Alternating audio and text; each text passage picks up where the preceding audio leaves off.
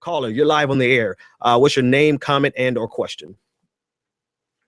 Yeah, I just want to comment kind of on what's been happening, but I really think that the Arizona primary really needs to be taken very seriously. Mm-hmm. Like, you'll find that a lot of Clinton supporters, which is almost, habitual at this point, anytime something is inconvenient to them, they'll dismiss it.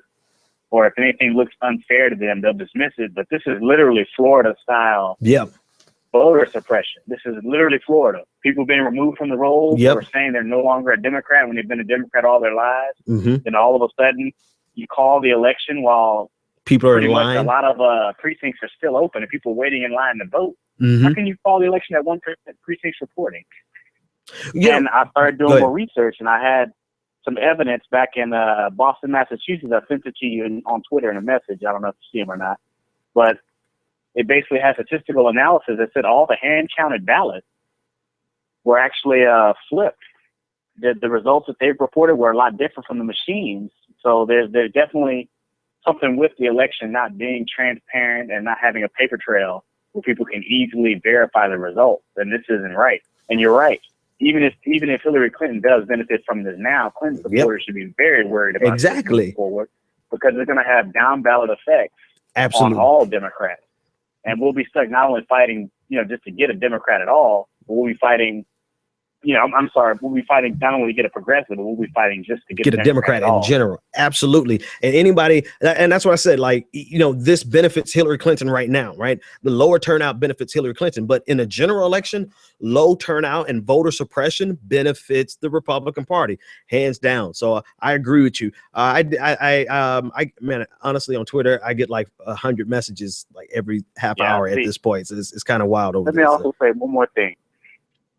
I honestly believe it in my heart that right now is the Democrats' time to rebrand. I'm glad you said that. You reminded me of a conversation. Go ahead. Oh, okay. Yeah, this was their time to rebrand. Like, if we honestly choose Hillary Clinton right now, we are looking at a very, very, very difficult future moving forward, because there's a large voting bloc that's not gonna fall in line. Yeah. So, like, really and honestly, if you really care about the party, you should have embraced the change instead of fighting against it and trying to make people fall in line. Because right now I see that there's only two options. Maybe they'll fall in line, maybe they won't. But right now, what you've done is some people are starting to consider that maybe the Democratic Party should die off and they should seek an alternative. And that's going to hurt. Yep. It may be slow, it may be successful, but it's going to hurt. Yep. That's a good question, man. I want to address that. Thanks so much for the call. Pardon me, everyone. My microphone is really strong there. 857-600-0518. Okay, so let me address your points. Number one, it is a serious issue. I personally, and I'm not saying this to pander, right? One person getting their vote suppressed is one too many. So it is a serious issue. There are boots on the ground. Donald Trump, Bernie Sanders has his attorneys there. They're working on it. They actually have identified some problems. I just saw an article, the NAACP, they are getting involved in terms of the voter disenfranchisement, particularly because of the Voting Rights Act being gutted. So there are people who are getting involved. I do want to say, though, again, my number one premise with this thing is that, well, actually twofold. We can't be reactionary. We have to understand that this type of thing could happen and we have to get ahead of it.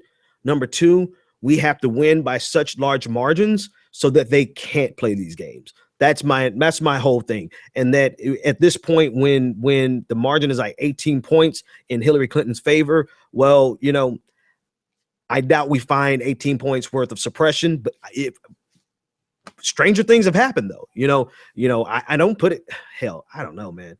I just, I guess because I know, I don't know. I do know. I don't know. I'm sorry. I'm just thinking as I'm talking. The thing is this, like, if you're going to cheat, everyone who has ever cheated, and you've cheated, everyone who has ever cheated, that you don't win by a mile. You win by just enough so that you can get rid of suspicion. And I'm just saying, from a person who I've cheated on things before, you don't cheat and get an A. You cheat and take a C+. Because if you're not used to getting an A, you don't cheat and get an A. And this is what I'm saying about Arizona. You don't cheat for 18 points. I'm sorry. You don't cheat. You can't suppress. I know suppression isn't an active in the moment style cheating. It is a systemic thing. And that's what we ultimately need to address about this more than anything else. The systemic factors that allowed for people to be suppressed. Those types of things, we should have been hitting that from day one. That's we you know, matter of fact, we should have done everything. We should have been protesting that civil rights being gutted. That should have had people in the streets, you know, not just Black Lives Matter, but progressives and Feel the Burn. Everyone should be in the streets because of Section 5 of the Voting Rights Act being gutted. And we're kind of reactionary at this point, saying, oh shit, we should get that reinstated. You know, we have to get ahead of these things. And when we're fighting against the establishment, man, we can't take any prisoners. But to your other point, 857-600-0518 is the phone number as I get ready to go into this other diatribe. Somebody tweeted something today about the future of the Democratic Party that I haven't decided this yet. And I want your opinion on it. I want you to leave. If you're going to leave a comment in the chat room, I won't see it on YouTube. So I want you to tweet me, or I want you to leave it as a comment in YouTube, and feel free to leave it in the comment on Spreaker. But I have a legitimate question here. My question to you is, which result do you think would ultimately change the Democratic Party? And it's a worthwhile question, because until someone comes along with $3 billion and just throws it into creating a third party nationwide, we're fighting two-party system. Which result? In the tweet today, somebody tweeted saying, you know, what do you want more? Do you want, or what do you fear more?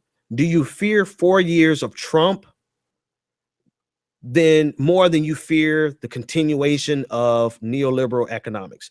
Basically saying Hillary Clinton getting in the White House would be the continuation of everything that people hate about the establishment. Do you want that, or do you fear Donald Trump's 4 years? Basically saying, essentially he boiled it down to this. He was saying that, you know, he was not afraid of Donald Trump. He's more afraid of Hillary Clinton getting in and solidifying this neoliberal economic paradigm that so many people are upset with and hate, and many people are exploited by globally. And I thought about that, and I said, you know, in my opinion, that doesn't really follow, because I would, in my opinion, having a President Donald Trump would create a Democratic insurgency.